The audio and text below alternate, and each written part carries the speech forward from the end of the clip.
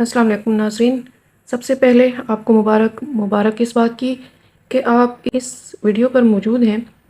इसका मतलब आप कुरान के मुतलाशी हैं, आप कुरान को समझना चाहते हैं, सीखना चाहते हैं।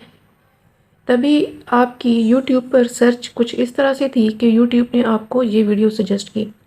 ये वीडियो आपकी सजेशन में आई, आपने इसे क्लिक किया और अब आप इस वीडियो पर मौजूद हैं। मुबारक हो आपको ये सफ़र हम मिलकर तय करें और अल्लाह ताला हमें इसमें इस्तकामत अता फ़रमाए। आमीन सुमा आमीन। इस वीडियो पर आप आ चुके हैं तो आयत को पूरी तरह से सुन लीजिए, समझ लीजिए। इसे हम लफ्ज़ ब लफ्ज़ सीखेंगे उर्दू तर्जमे के साथ, और लफ्ज़ ब लफ्ज़ सीखने के बाद, सुनने समझने के बाद हम आखिर में एक मुख्तसर तफसीर भी देखते हैं। मुख्तसर तफसीर में मेरे हवाला जात होते हैं, मुफ्ती तकी उस्मानी साहब की तफसीर होती है, सिरातुल जनान होती है, मौलाना वहीदुद्दीन साहब की भी तफसीर, उससे भी मैं साथ ही मैंने ये सब तफसीर रखी होती हैं। और मैं इनमें से जो मुख्तसर तरीन और जो आसान तरीन लफ्ज़ों में जो समझा सकूं, मैं उसको इस्तेमाल करती हूँ। और अब मैं स्क्रीन पर इंशाल्लाह लास्ट में साथ के साथ जिस तफसीर से भी मैं हवाला दे रही हूँगी, साथ के साथ स्क्रीन पर मैं उस तफसीर का हवाला शो भी करूँगी, टेक्स्ट फॉर्म में लिखा हुआ आएगा। आप पूरी वीडियो देखने के बाद गुजारिश है आपसे कि लाइक कर दीजिएगा और चैनल को सब्सक्राइब कर दें और आगे शेयर भी कर दें, ताकि ये आपके नामे अमाल में भी इसका सदका जारिया जारी रहे। आइए शुरू करते हैं। आयत नंबर 90 है सूरह बकरा। आऊज़ु बिल्लाहि मिनश शैतानिर रजीम, बिस्मिल्लाहिर रहमानिर रहीम।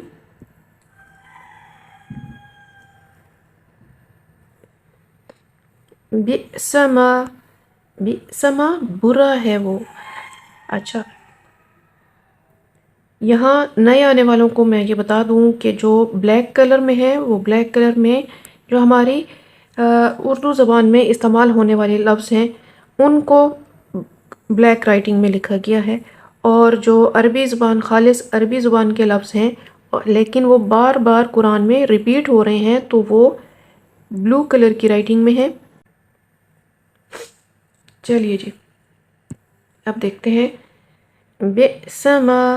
बेसमा बुरा है वो जो, माँ का मतलब जो हम पहले भी पढ़ते आए हैं, माँ के दो मतलब होंगे।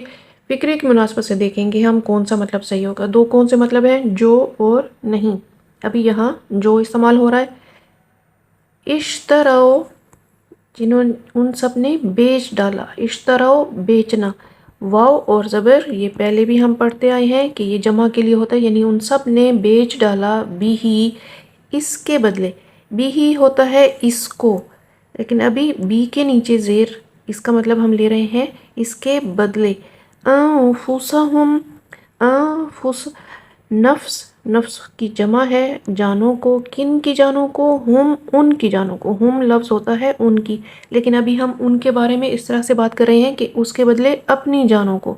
उन लोगों की बात हम पहले यहाँ कर चुके हैं, इसलिए यहाँ उन जानों को कहने की बजाय उन लोगों की अपनी जानों को।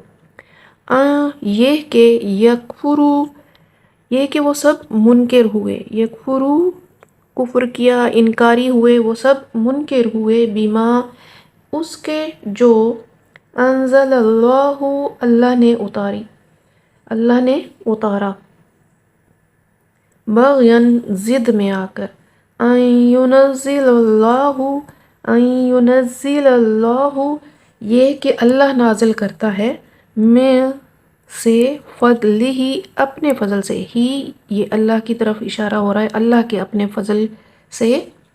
अला पर, म जिस पर, जो जिस, यशा चाहता है, जिस पर वो चाहता है।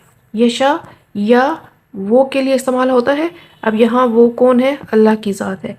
अला मन यशाउ, जिस पर वो चाहता है।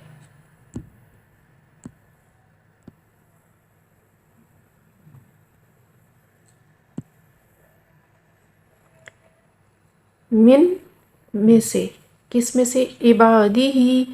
अब ये भी उसकी तरफ इशारा हो रहा है कि उसके बंदों में से, यानी अल्लाह की बात हो रही है।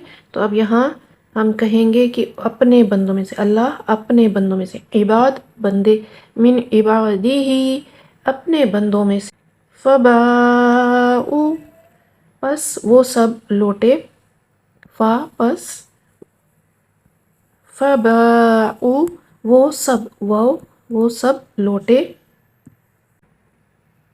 بغضب بی کے ساتھ غضب علی پر، غضب پر غضب، استغفر اللہ، اور للکافرین لی کے لیے، لی کا مطلب کے لیے، للکافرین کافروں کے لیے، عذاب ہے، مہین رسوا کرنے والا۔ اب اس کو ایک بار پھر سے دیکھ لیتے ہیں۔ بئس ما اشتروا برا ہے وہ جو ان سب نے بیچ ڈالا، بہ انفسہم اس کے بدلے اپنی جانوں کو، ان یکفروا یہ کہ وہ سب منکر ہوئے، بما انزل اللہ اس کے جو اللہ نے اتارا، باغین ضد میں آ کر، ان ینزل اللہ یہ کہ اللہ نازل کرتا ہے، من فضلہ اپنا فضل، علی من یشاء جس پر وہ چاہتا ہے، من عبادہ اپنے بندوں میں سے، فباؤ پس وہ سب لوٹے، بغضب علی غضب غضب کے ساتھ غضب پر، وللکافرین عذاب مہین اور کافروں کے لیے عذاب ہے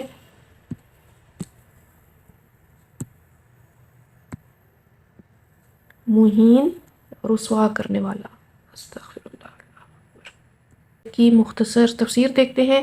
جس طرح میں نے کہا کہ مفتی تقی عثمانی صاحب، سراج الجنان اور مولانا مودودی صاحب، مولانا وحید الدین صاحب، ان سب کی تفسیر سے ہی میں استفادہ حاصل کرتی ہوں، اور میری کوشش ہوتی ہے کہ آپ کو ان سب میں سے جو مختصر ترین یا سادہ ترین جس کے الفاظ ہیں اس آیت میں اسی تفسیر کا ہی حوالہ دوں۔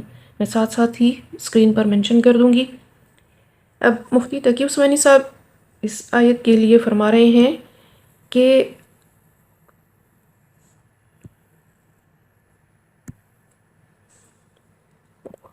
غضب علی غضب غضب کے ساتھ غضب پر، اس کا مطلب کہ ایک غضب ان کے کفر کا، دوسرا غضب ان کے حسد کا۔ تو غضب پر غضب اس کا مطلب یہ ہے کہ ایک غضب ان کے کفر کا ہے اور ایک غضب ان کے حسد کا ہے۔ اب اس آیت میں یہ بتایا جا رہا ہے کہ بئس ما اشتروا بہ انفسہم انہوں نے اپنی جانوں کا کتنا برا سودا کیا، انہوں نے اپنی جانوں کا کتنا برا سودا کیا۔ یہودیوں نے حضور صلی اللہ علیہ وآلہ وسلم پر ایمان لانے کی بجائے کفر اختیار کیا، اور ایمان کی جگہ کفر خریدنا کتنا خسارے کی بات ہے، کس قدر خسارے کی بات ہے ایمان کے بدلے کفر کو خریدنا۔ اسی سے ہر آدمی نصیحت حاصل کرے کہ ایمان کی جگہ کفر، نیکیوں کی جگہ گناہ، اطاعت کی جگہ نافرمانی، رضائے الہی کی جگہ اللہ تعالیٰ کے غضب کا سودا بہت خسارے کا سودا ہے۔ باغین ضد میں آ کر، حسد کی وجہ سے۔ اب یہ ضد کیا چیز تھی؟ حسد تھی۔ یہودیوں کی خواہش تھی ختم نبوت کا منصب بنی اسرائیل میں سے کسی کو ملتا، لیکن جب انہوں نے دیکھا کہ وہ اس منصب سے محروم ہو گئے اور بنی اسماعیل کو یہ منصب مل گیا، تو وہ حسد کی وجہ سے حضور صلی اللہ علیہ وآلہ وسلم اور ان پر نازل ہونے والی اللہ تعالیٰ کی کتاب قرآن مجید کے منکر ہو گئے۔ اس سے یہ معلوم ہوا کہ منصب اور مرتبے کی طلب انسان میں حسد پیدا کر دیتی ہے، اور یہ حسد بہت ہی اتنا برا مرض ہے کہ انسان کو کفر تک لے جا سکتا ہے۔ استغفر اللہ۔ بغضب علی غضب غضب پر غضب کے مستحق ہو گئے۔ یہودی تورات کو ضائع کرنے، اس کے احکامات کو تبدیل کرنے کی وجہ سے پہلے ہی غضب کے مستحق تھے۔ حضور صلی اللہ علیہ وآلہ وسلم کے ساتھ کفر کرنے کی وجہ سے اور ان پر ایمان نہ لانے کی وجہ سے مزید غضب پر غضب کے حقدار ٹھہرے۔ ایسے کافروں کے لیے عذاب دیکھیے، عذاب کی قسم کون سی بتائی جا رہی ہے، مہین، رسوا کر دینے والا۔ استغفر اللہ، استغفر اللہ۔